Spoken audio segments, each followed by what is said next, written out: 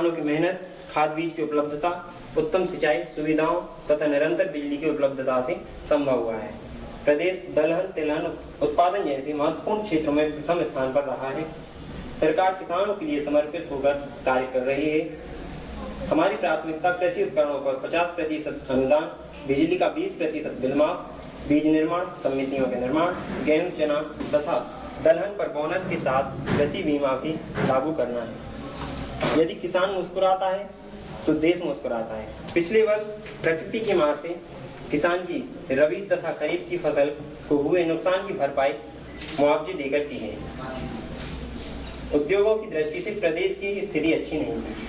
सरकार ने बेहतर सड़कों का निर्माण किया, नियमों में बदलाव लाकर उद्योगों को प्रदेश में आमंत्रित करने का माहौल बनाया है। प्रदेश में संचालित उद्योग केंद्रों को सड़क, पानी, बिजली की व्यवस्था सुनिश्चित की है। आज प्रदेश में 24 घंटे सप्ताह में 7 दिन बिजली मिल रही है। बिजली की स्थिति में सुधार करके आज देश पड़ोसी राज्यों को बिजली देने की स्थिति में है।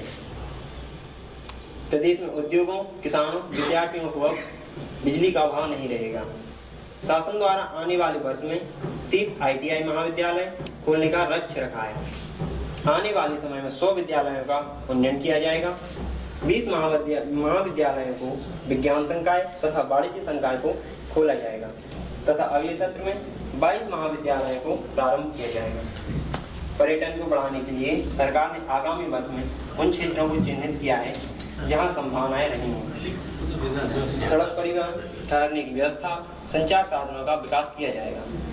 स्वास्थ्य सेवाओं में वृद्धि हुई है। बाल मृत्यु दर में कमी आई है। मिशन इंद्रधनुष से टीकाकरण के लक्ष्य को पाया जा सका है। औषधियों की निःशुल्क उपलब्धता बनाई रखी जाएगी। पंचायतों में 100% इंटरनेट सुविधा प्रदान की जाएगी। डिजिटल एजुकेशन का विस्तार होगा। केंद्र सरकार द्वारा निर्देशित योजनाओं में प्रदेश की 100% सहभागिता रहेगी। लोक कल्याणकारी योजनाओं के लिए पेट्रोलियम पदार्थों, 500 रुपए से महंगी मिठाइयाँ, लग्जरी गाड़ियों, महंगे LCD टेलीविजन पर वैट दर में 5% की वृद्धि। बड़े दुख के साथ सूचित करना पड़ रहा है कि श्री मुफ्ती मोहम्मद सईद जी का दिनांक 8/1/2016 को अकस्मात निधन हो गया। आइए हम सभी उनकी आत्मा की शांति के लिए प्रार्थना करेंगे। पूर्व मुख्यमंत्री मोहम्मद मुफ्ती साहिब जी के आकस्मिक निधन से मैं अपने दल के ओर से उनके परिवार के प्रति संवेदना व्यक्त करती हूँ। जैसा कि सम्माननीय अध्यक्ष जी ने कहा कि जम्मू कश्मीर के पूर्व मुख्यमंत्री माननीय मुफ्ती मोहम्मद सईद जी का निधन हो गया है। विगत कुछ दिनों से उनका स्वास्थ्य ठीक नहीं था और हाल ही में उनका निधन हो गया। उनके लोकतांत्रिक विचार को यह देश हमेशा याद रखेगा। इस संकट की घड़ी में मैं अपने पक्ष की पूरा विपक्ष उनके परिवार के प्रति उनके प्रति संवेदना प्रकट करता है। आइए हम सभी 2 मिनट का मौन धारण करेंगे एवं ईश्वर से प्रार्थना करेंगे कि उनके परिवार को शांति प्रदान करें।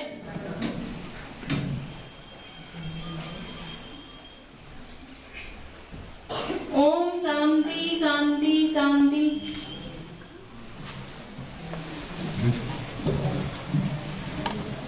प्रश्नकाल प्रारंभ होता है।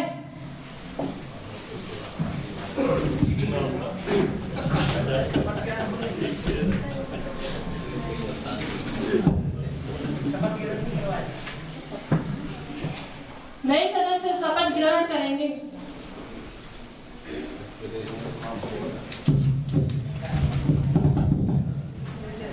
कुमारी कंचन पटेल जो जबलपुर विधानसभा क्षेत्र से विधायक निर्वाचित हुई हैं, शपथ ग्रहण करें।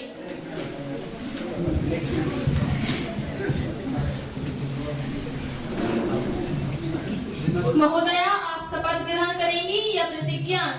महोदया मैं प्रतिज्ञा ग्रहण करूंगी, शपथ ग्रहण करूंगी। महोदया आप किस भाषा में शपथ ग्रहण करेंगी, हिंदी या अंग्रेजी? मैं हिंदी भाषा में शपथ ग्रहण करूंगी।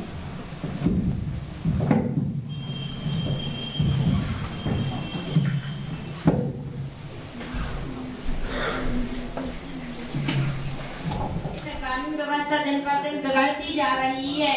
अपराधों में जितनी वृद्धि शहरों में हो रही है उतनी ही ग्रामीण क्षेत्रों में FIR लिखवाने में भी पुलिस गंभीर व सतर्क दिखाई नहीं देती। प्रदेश के कई जिलों में रिपोर्ट लिखवाने के लिए लोग उच्च अधिकारियों के चक्कर लगाते रहते हैं। अध्यक्ष जी, ऐसा नहीं होना चाहिए। सरकार इस दिशा में क्या प्रयास कर रही है? माननीय मंत्री जी। अध्यक्ष महोदय जी, आपके माध्यम से मैं संपूर्ण सदन को यह बताना चाहती हूँ कि कानून व्यवस्था प्रदेश में कहीं भी कमजोर या लाचार नहीं है। नागरिकों को सुरक्षा प्रदान की जा रही है। जैसा कि माननीय सदस्य ने कहा है कि लोगों को एफआईआर लिखाने हेतु उच्च अधिकारियों के चक्कर लगाने पड़ते हैं। यह आरोप सर्वथा गलत है। कुछ एक मामलों को छोड़ दें, 2 एफआईआर तालों ही लिखाई जाती हैं। प्रश्न संख्या 102 कुमारी अनुराधा लोधी। अध्यक्ष जी, मैं आपके माध्यम से सरकार से जानना चाहती हूँ कि बुंदेलखंड अंचल में वनों की अवैध कटाई हो रही है। इसे रोकने के लिए सरकार क्या योजना बना रही है? वनोपज में गोंद की तस्करी दूसरे राज्यों में खासकर उत्तर प्रदेश में होती है, जिससे सरकार को राजस्व का नुकसान हो रहा है। सरकार इसे कैसे रोकेगी? तेंदुपत्ता की खरीदी का समय बहुत कम होता है। इसको सुधार करने के लिए सरकार क्या विचार कर रही है? माननीय मंत्री जी। अध्यक्ष महोदय जी, मैं आपके माध्यम से संपूर्ण सदन को यह बताना चाहती हूँ कि अवैध कटाई बड़ी समस्या है, लेकिन इसे कम करने हेतु कठोर नियम एवं वन्य कर्मियों की संख्या में वृद्धि की गई। और साथ ही मैं ये बता दूं कि वनोपज की तस्करी पर सरकार ने नियंत्रण लगाया है, किंतु अभी भी सस्ते दामों पर गोंद को खरीद कर बिना अनुमति दूसरे राज्यों में बेचा जा रहा है। सरकार ने उच्च दरों पर वनोपज संग्रह करने पर निर्णय लिया है, जिसे मार्च से लागू कर दिया जाएगा। और मैं ये बता दूं कि तेंदुपत्ता खरीदी का समय बढ़ाया जा रहा है तथा तेंदुपत्ता संग्रहकर्ता को अधिक पत्ता संग्रह का लक्ष्य दिया जा रहा है। सरकार अपना काम कर रही है। प्रश्न संख्या 103 कुमारी कामनी लोधी। अध्यक्ष महोदय, मैं आपके माध्यम से सम्माननीय कृषि मंत्री जी से जानना चाहती हूँ कि खरीफ फसल प्राकृतिक विपदाओं से पूर्ण बर्बाद हो चुकी है। सरकार के द्वारा मुआवजा दिया जा रहा है, लेकिन छतरपुर, टीकमगढ़ तथा पन्ना जिलों में मुआवजा नहीं मिला है। मैं सरकार से जानना चाहती हूँ कि इन जिलों में मुआवजा कब वितरण होगा? पटवारी द्वारा किए जा रहे सर्वे में किसानों से पैसे लेकर मुआवजा देने की बात छतरपुर जिले में आ रही है। सरकार ने क्या कदम उठाए हैं? सिंचाई सुविधाओं पर सरकार अनुदान दे रही थी, किंतु इस वर्ष अनुदान न देने के क्या कारण है? हम सरकार से यह जानना चाहते हैं। माननीय मंत्री जी। अध्यक्ष जी, माननीय सदस्य को मैं बताना चाहता हूं, सरकार ने किसानों को मुआवजा वितरण करने में विलंब नहीं किया है। छतरपुर, पन्ना तथा टीकमगढ़ कार्रवाई होनी चाहिए।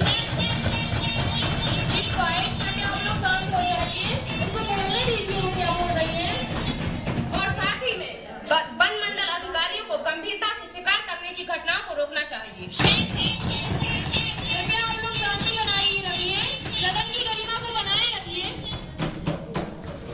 माननीय मंत्री। माननीय अध्यक्ष जी, सागर जिले में सानोदा के पास नौरा देही अभयारण्य की सीमा में शिकार करने की घटना दर्ज हुई है। घटना में एक पूर्व क्रिकेटर तथा एक वर्तमान मध्य प्रदेश टीम का खिलाड़ी है। सरकार ने निष्पक्ष जांच के आदेश दिए हैं। वन विभाग के वरिष्ठ अधिकारियों ने घटना का संज्ञान लिया है।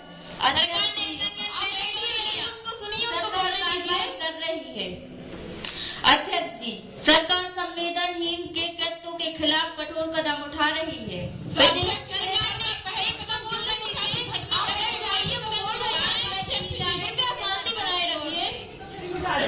प्रदेश की ओर से शिकार की घटनाएं और सामने आई हैं। वन विभाग में वन रक्षक के 500 पदों पर नई भर्तियां की गई है।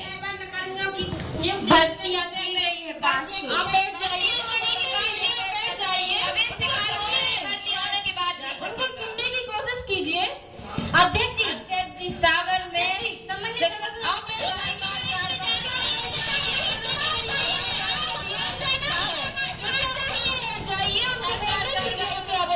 अध्यक्ष जी, मैं सम्मानित सदस्य को बताना चाहती हूँ कि धैर्य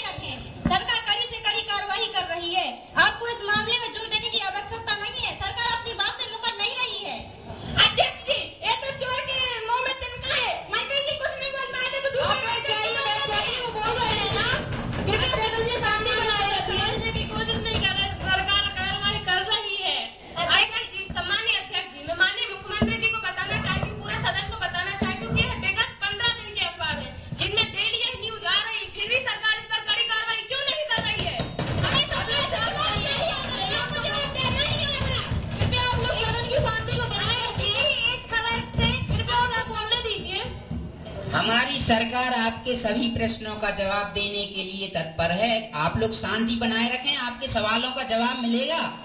शांति बनाए रखें। शांति बनाए रखने की और दोनों पक्षों की जरूरत है। एक पक्ष की ओर से शांति नहीं बनाई जा सकती है। कृपया सदन की गरिमा को बनाए रखिए। मुख्यमंत्री जी। माननीय अध्यक्ष जी, मेरा मन दुखी है। यह दुर्घटना प्रदेश को झंझोर कर देने वाली है। हाँ, प्रदेश सरकार ने घटना की जांच करने के लिए विशेष दल का गठन किया है। मैं माननीय सदस्य को और संपूर्ण सदन को बताना चाहती हूँ कि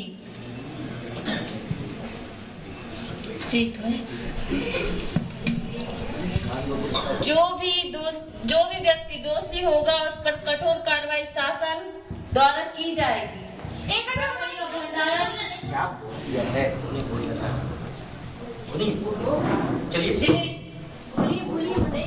मंत्री जी आप बोलिए।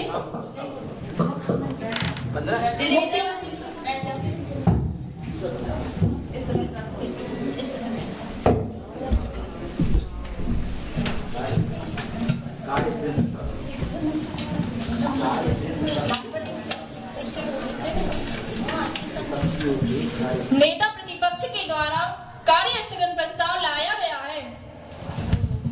अध्यक्ष जी, विगत दिनों प्रदेश के एक क्षेत्र में अवैध भंडारण के कारण कई लोगों की मौत हो गई है।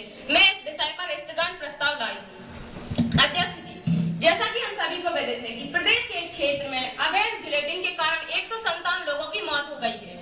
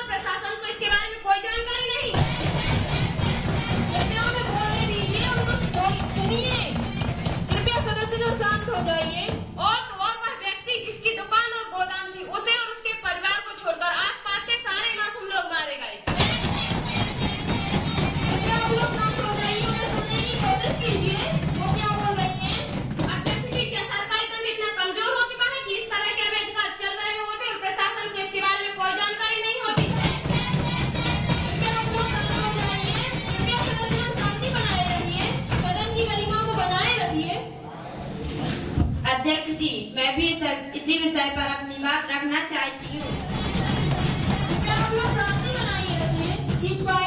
सरकार दोषियों पर कड़ी कार्रवाई क्यों नहीं कर रही है?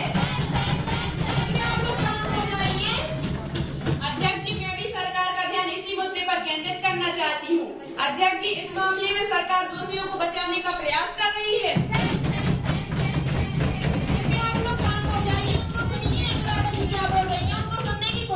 अध्यक्ष जी, मैं पूछना चाहती हूँ कि आग लगने के बाद ही सरकार क्यों कुआं खोदती है?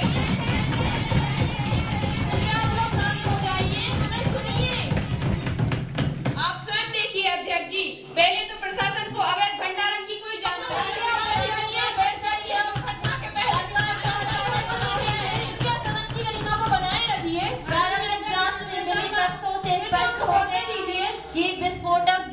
वजह से हुआ। जिलेटिन का भंडारण अवैध रूप से हुआ था। ऐसा प्रदेश में अन्य स्थानों पर होने की भी खबर मिली है। समस्त जिलों के प्रशासन को सतर्क कर दिया गया है। यदि कोई अवैध भंडारण करते पाया गया तो कठोर कार्रवाई होगी। अध्यक्ष जी, पहले कार्रवाई क्यों नहीं होती है? सुनने की कोशिश तो कीजिए।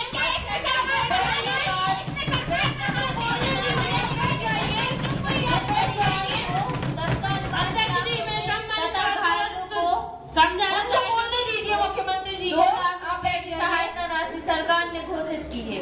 अध्यक्ष जी, मैं सदन को विश्वास दिलाती हूँ कि ऐसी घटना दोबारा प्रदेश में नहीं होने की। इसका मतलब है कि ऐसी घटना होती ही रहेगी, आगे भी होगी। अध्यक्ष को सुनिए तो वो क्या बोल रहे हैं, पहले सुनने की कोशिश तो कीजिए।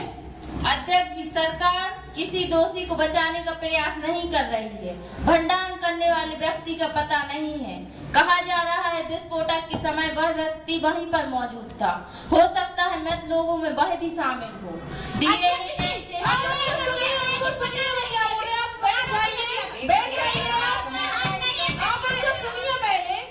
अध्यक्ष जी, सदन के समक्ष मैं इस बात को स्वीकार करती हूँ कि यह बहुत बड़ी चूक हुई है। सरकार पूरा प्रयास करेगी कि अवैध भंडारण ना हो सके। अध्यक्ष जी, राहत राशि में किसी भी परिवार की क्षति को कम नहीं कर सकती हूँ, पर आपदा की इस घड़ी में प्रशासन के साथ सहयोग राशि राहत जरूर दे सकती। अध्यक्ष जी, सरकार की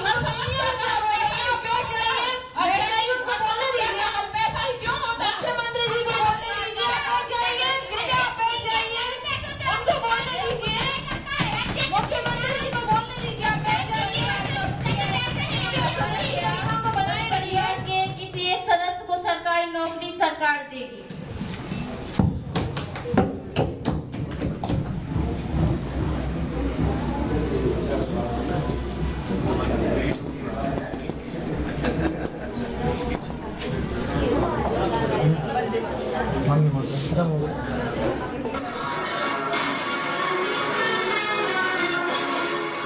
आदरणीय पचौरी जी, हमारे आदरणीय आशीष जी जो पत्रकार हैं, निश्चित तौर पर जब वो यहाँ से जाएंगे तो आप समस्त स्टूडेंट के प्रति उनके मन में एक अच्छा भाव होगा और निश्चित तौर पर आप सभी लोगों को अच्छे अखबार में आपका यह कार्यक्रम यहाँ से जाकर उनकी बुद्धि से, उनकी दृष्टि से, उनकी लेखनी से आप लोगों को पुरस्कृत किया जाएगा, आपकी प्रतिभा को प्रोत्साहित किया जाएगा।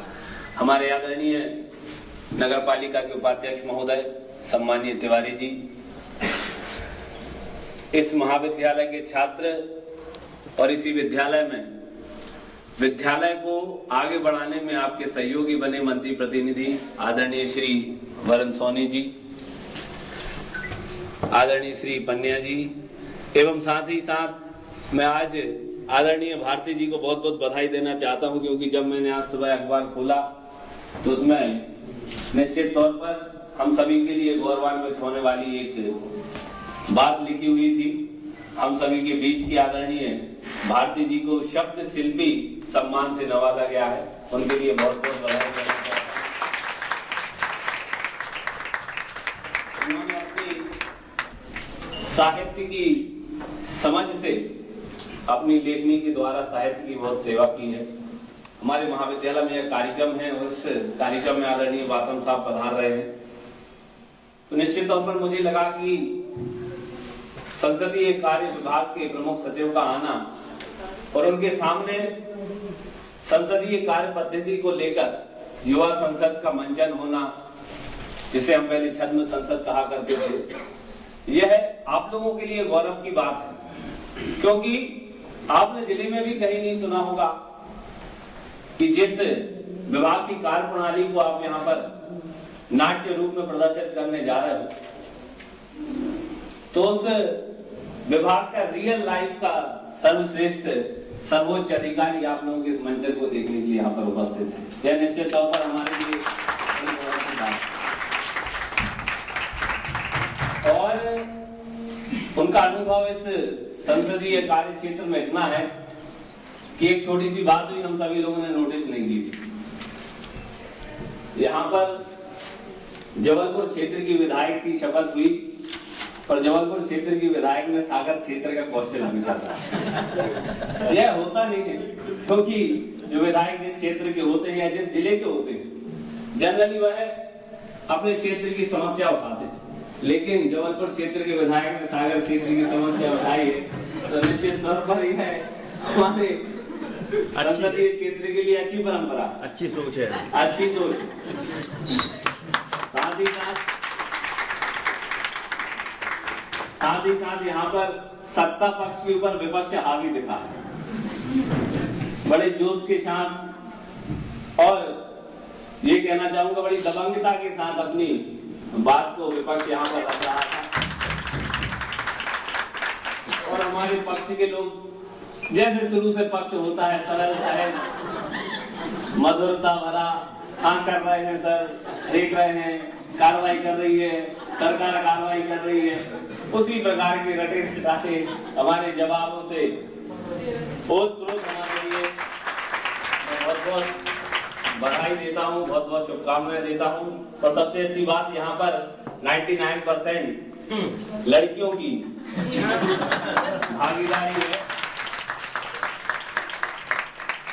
तो ये लड़कियों के लिए तो अच्छा है, लेकिन मेल्स के लिए टेंशन की बात हो गई, क्योंकि 33% आरक्षण था तो ठीक है, 50% भी ले लीजिए, लेकिन 99% का तो बड़ी समस्या हो जाएगी। आपके लिए, आपके मंगल भविष्य की बहुत बहुत शुभकामनाएं। आप सभी का हृदय से बहुत बहुत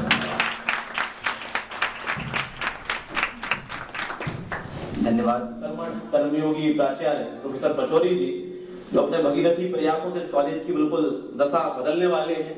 और आदरणीय प्रमुख सचिव जी आए हैं, वो देख रहे होंगे कि जो सरकारी सिस्टम्स के कॉलेज होते हैं, गढ़ाकोटा का कॉलेज उन सब से कई मामलों में अव्वल है। ये उनकी टीम का ही प्रयास है। इसमें इनके साथ विश्वकर्मा जी हैं, योगी पद्मा कुमार मैडम जी हैं, और मैं भी घनश्याम भारती जी से कह रहा था कि आप गढ़ाकोटा कॉलेज के ब्रांड एम्बेसडर, इसलिए कि उसके माध्यम से पूरे शहर में और जिले में ये पता चलता है कि गढ़ाकोटा कॉलेज भी सक्रिय है और यहाँ एक साहित्य का काम हो रहा है। आदरणीय अभिषेक भार्गव, जो आपके इस गढ़ाकोटा की शान है, आन है, मैं भी तफरीक करने के लिए निकला। जब कार्यक्रम में विलंब हुआ तो देखा कि शायद ही कोई होर्डिंग्स हो जिस पर अभिषेक जी का फोटो न लगा हो, तो ये कहीं ना कहीं उनकी लोकप्रियता को दर्शाता है। उनके घर के आगे गणनायक लिखा हुआ था, तो मैं गणनायक की जगह जननायक। भारत गणराज्य में जो पूरे प्रदेश है उसमें केवल 2 महिला मुख्यमंत्री हैं, पश्चिम बंगाल से और तमिलनाडु से, ममता बनर्जी, जयललिता।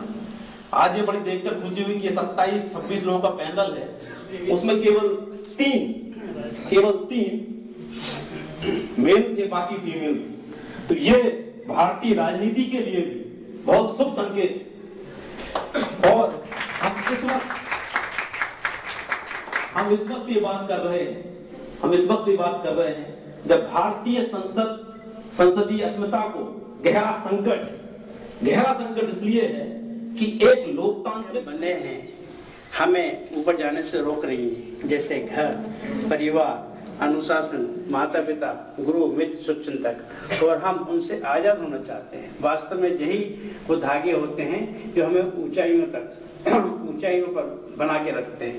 इन धागों के बिना हम एक बार तो ऊपर जाएंगे, बाद में हमारा वही हर्ष होगा जो बिना धागे की पतंग का हुआ।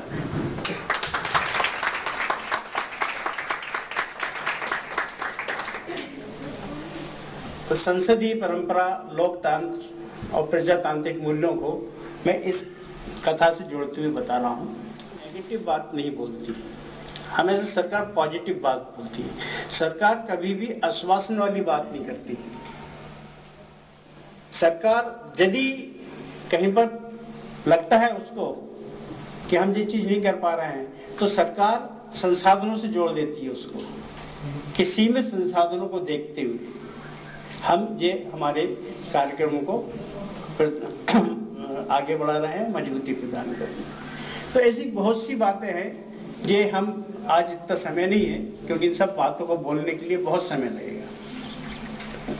आप जहाँ बैठे रहते हो, आपको लगता है सरकार क्या कर रही है, भोपाल में बैठी हुई सरकार क्या कर रही है।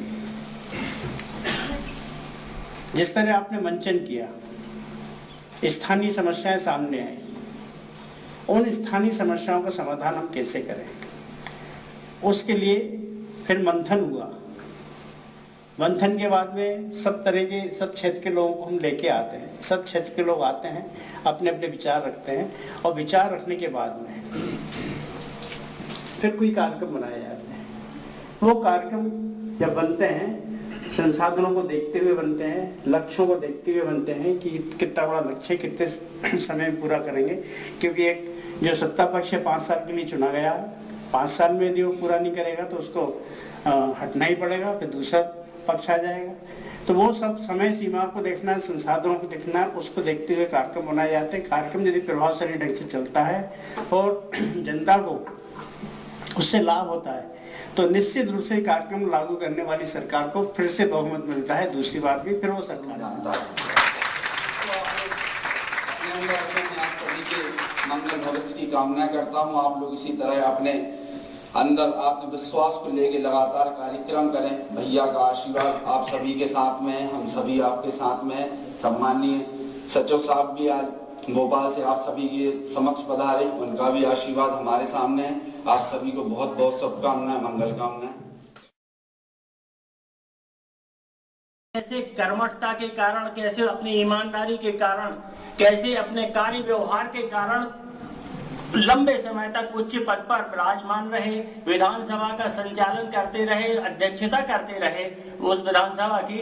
तो उनके संबंध में छोटी सी घटना कि उन्होंने कभी, जब वो अध्यक्ष थे उस समय उनके एक मित्र ने जबलपुर में हिंदुस्तान लीवर की एक एजेंसी ली और उस समय हिंदुस्तान लीवर विभिन्न प्रकार के जो प्रोडक्ट बनाता था उनमें एक डालडा भी बनाया करते थे, डालडा भी बनता था। डालडा का उनके पास डीलरशिप थी। उन्होंने यह नहीं बताया पहले पंडित जी को और उन्होंने कहा मैं फलां हिंदुस्तान लीवर का डीलर बन गया हूँ और आप मेरे शोरूम में पधारिए और हमारे उस शोरूम का उद्घाटन कीजिए। उन्होंने भी नहीं पूछा और वो जिस दिन मगर जा रहे थे, जिस दिन उद्घाटन था, उन्होंने गाड़ी में बैठ गए। गाड़ी में बैठने के बाद उन्होंने उनसे पूछा कि भाई ये बताओ कि हम लोग जिस शोरूम का उसमें बिकता क्या है, आप बेचते क्या है? वो उनके मित्र थे। तो उन्होंने कहा मैं डालडा बनाता हूँ, डालडा बेचने की हमारी एजेंसी है। तो तुरंत गाड़ी का फाटक खोला उन्होंने और नीचे उतर गए और उन्होंने कहा मैं नहीं जाऊंगा आपके इस कार्यक्रम में मित्र, मैंने पहले पूछा नहीं, ये मेरी गलती हुई, मगर मैं नहीं जाऊंगा। डालडा सेहत के लिए बहुत खतरनाक है। डालडा का उपयोग आप डालडा बेच रहे हैं, मानित लो कल्पना के बाहर की बात है कि कोई व्यक्ति इस कार्य अपने मित्र के लिए कि वो डालडा बना रहा है, ये लोगों की सेहत का प्रश्न है और सेहत खराब करने वाला है। हम तो शुद्ध घी के खाने वाले लोग हैं और शुद्ध घी हमारी भूमि में भरा पड़ा है और कहा। तो इस बात को लेके वो तुरंत गाड़ी से उतर गए और फिर फंक्शन में नहीं गए। ऐसे ही लोगों के विद्यापीठ जैसी उनके नाम पर ऐसी विद्यापीठ का सृजन किया जाता है तो आदमी अपने कर्तव्य से बड़ा होता है, ईमानदारी से और अपने कार्यों से बड़ा माना जाता है। तो कुंजीलाल दुबे उन्हीं शख्सियतों में से एक थे। तो मैं यह कहना चाहूंगा अपने इन युवा के साहिब कहता रहता हूँ कि बेटा ये मंच मिला है आपके लिए, आप इसका उपयोग करना सीखें, बोलना सीखें, वाद विवाद और जितने भी कार्यक्रम होते हैं उनमें आगे आना है सीखें और इसी से आपकी प्रतिभा व्यवहारिक रूप से निखर कर सामने आएगी। तो मित्रों आप सभी को आज बहुत समय नहीं लूंगा क्योंकि मैं तो आपके पास रोज ही रहता हूँ, हर बार आपके। मैं आज अभिषेक भार्गव जी का बहुत बहुत धन्यवाद ज्ञापित करता हूँ कि वो और मंच पर आशीष भाई मनोज जी हो, चाहे आशीष द्विवेदी जी हो, सबका और सबसे बड़ा इस मंचन के लिए बहुत अल्प समय में करवाने के लिए मैं ढेर सारा धन्यवाद ज्ञापित करता हूं भाई अशोक पलियानी को। आपको सम्मान भी इसके लिए, आपको रटवाया भी, याद भी करवाए और उसका मंचन भी करवाने में उन्होंने सफलता प्राप्त की है। मैं निश्चित रूप से यह कह सकता हूं कि यह मंचन बहुत सफल है जो आपके द्वारा करवाया गया। भाई भारती जी को भी मैं बहुत बहुत शुभकामनाएं व्यक्त करता हूं कि वो ऐसे ही कार्य करते रहें। और जैसा कि आपको नाम ही दे दिया हमारे आशीष द्विवेदी जी ने कि आप इस महाविद्यालय के ब्रांड एम्बेसडर हैं, तो ऐसे जब आईने में आप भाषण दोगे कौन सी बात पे हमको मुस्कुराना है, कौन सी बात पे नहीं मुस्कुराना। हमेशा नाक पे गुस्सा भी नहीं रखना चाहिए।